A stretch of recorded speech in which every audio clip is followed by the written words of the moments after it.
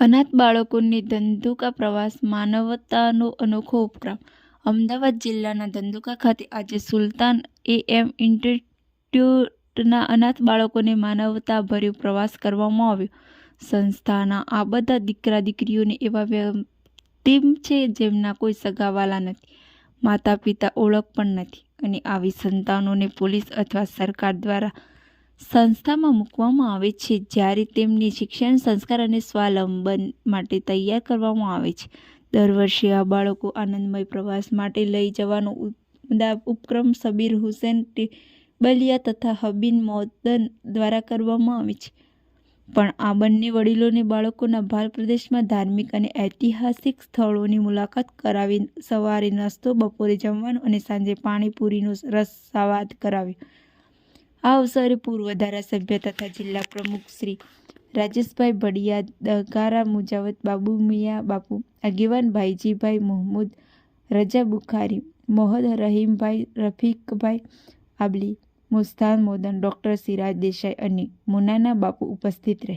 આ પ્રસંગે બાળકોમાં ખુશીની લાગણી છવાઈ ગઈ હતી અને સૌએ માનવતાના આ ઉપક્રમને વધાવી લીધો. રિપોર્ટર સિક્કે ભારત.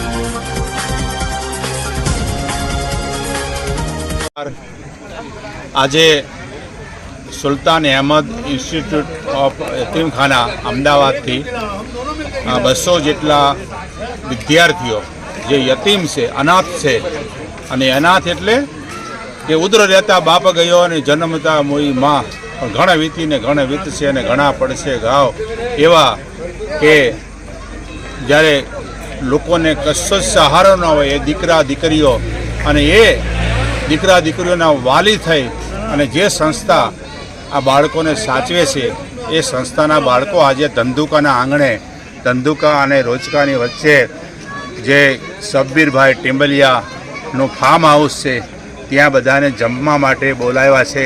અને આજે બપોરે અહીંયા જેમાં પછી પ્રવાસમાં ગયા, આજુબાજુના ધાર્મિક સ્થાનો બધા જોયા, અને અત્યારે અહીંયા બધા બાળકો જમી અને એમનો પ્રવાસ પૂરો કરશે. આ બાળકો કેવા છે કે સુલતાન અહેમદ ઇન્સ્ટિટ્યૂટમાં જ્યારે કોઈ રેલવે સ્ટેશનમાં રખડતા ભટકતા કે બસ સ્ટેન્ડમાં કે ધર્મશાળામાં ગમે ત્યાંથી આવી ગયા હોય અને પોલીસવાળા આવી અને એમને આ સંસ્થામાં દાખલ કરી ગયા હોય, જે સુલતાન અહેમદ ઇન્સ્ટિટ્યૂટ છે, 100 વર્ષથી આખી સંસ્થા ચાલે છે અમદાવાદમાં, મિર્ઝાપુરમાં, એ સંસ્થાના બાળકો છે. અને એ સંસ્થાને એ બાળકોને યાદ કરી અને આજે હબીબભાઈ મોદન અને અહીંયા સબ્બીરભાઈ ટેમ્બલિયા અહીંયા ધંધુકાના આંગણે લાવ્યા છે અને એમને મજા કરાવી, એમને પ્રવાસ કરાવ્યો. તો એ બાળકોને પણ મજા આવે ને કે અમારું કોઈક તો છે જ એમ આ દુનિયામાં, પોતાને નથી વાલી, નથી કોઈ મા બાપ, ભાઈ મરે ભવ હારીએ અને બેની મરે દસ જાય, પણ જેના બાળપણમાં માવતર મરે એના ચારે દિશાના વાવાય. અને એવી આ સંસ્થા જે બાળકોને સાચવે છે અને એને ભણાવે છે, આજુબાજુની હાઈસ્કૂલમાં મોકલે છે અને સારું એને શિક્ષણ આપે છે, અને સતત એના માટે, એના વિકાસ માટે, એના આર્થિક ઉન્નતિ માટે, એના શૈક્ષણિક વિકાસ માટે આખી સંસ્થા કામ કરે છે. અને એમાં આ સુરમાં સુર પુરાવી અને અહીંના અમારા બંને આગેવાનો હબીબભાઈ મોદન અને સબ્બીરભાઈ ટીમ્બલિયાએ આ ભગીરથ કાર્ય ઉપાડ્યું છે અને દર વર્ષે એ લાવે છે. આ સંસ્થામાં એમને એક દિવસનો પ્રવાસ કરાવે છે, લક્ઝરી બાંધી અને લાવે છે અહીંયા અને આ બધાને મોજ મજા કરાવે છે. નમસ્કાર. ઇકબાલ હુસેન ઈસાભાઈ માલોદ છે. હું અમદાવાદ સુન્ની મુસ્લિમ વકફ કમિટીમાં એડમિનિસ્ટ્રેટર તરીકે સેવાઓ આપી રહ્યો છું. અત્યારે હાલ અહીંયા ધંધુકા મુકામે, ભડિયાદપીર મુકામે અમે સુલતાન અહેમદ મુસ્લિમ યતીમખાનાના બાળકોને લઈને દર્શનાર્થે આવ્યા છે અને અહીંયા ધંધુકા ખાતે ફાર્મ હાઉસમાં અને બીજી જગ્યાએ અમારું લોકોએ બહુ સરસ ખેરમકદમ કર્યું છે અને બાળકોની બી સારી એ લોકોએ સેવાઓ કરી છે. અમારી સંસ્થા અમદાવાદ સુન્ની મુસ્લિમ વકફ કમિટી 114 વર્ષ જૂની સંસ્થા છે. સુલતાન અહેમદ મુસ્લિમ યતીમખાનું અમારું 100 વર્ષથી કાર્યરત છે. સુલતાન અહેમદ મુસ્લિમ યતીમખાનામાં 6 થી લઈને 18 વર્ષના બાળકો, યતીમ બાળકોને દાખલો મળે છે. એમના શિક્ષણનું, એમના લોજિંગનું, એમના બોર્ડિંગનું, એમના મેડિસિનનું તમામ ખર્ચ અને એમના ટ્યુશનનું બી એમાં આવે છે. એમાં તમામ ખર્ચો અમારી સંસ્થાઓ પાડે છે. લોકો તરફથી બી અમને ઘણો સહકાર મળે છે, દાતાઓ તરફથી બી અમને ઘણો સહકાર મળે છે. અમારી સંસ્થા માન્ય સંસ્થા છે, રજિસ્ટર્ડ સંસ્થા છે. સરકારનું બી ઇન્સ્પેક્શન અવારનવાર થાય છે. અમદાવાદ સુન્ની મુસ્લિમ વકફ કમિટીના હસ્તક આ યતીમખાનું બી છે, 34 મસ્જિદો બી છે, રોજાઓ બી છે, કબ્રસ્તાન બી છે. ઘણી બધી સેવાકીય સંસ્થાઓ સાથે સુલતાન અહેમદ મુસ્લિમ યતીમખાનું અને અમદાવાદ સુન્ની મુસ્લિમ વકફ કમિટી જોડાયેલી છે. અમે કોમ્પ્યુટર ક્લાસીસ બી ચલાવીએ છીએ, કોમ્પિટિટિવ એક્ઝામના ક્લાસીસ બી ચલાવીએ છીએ.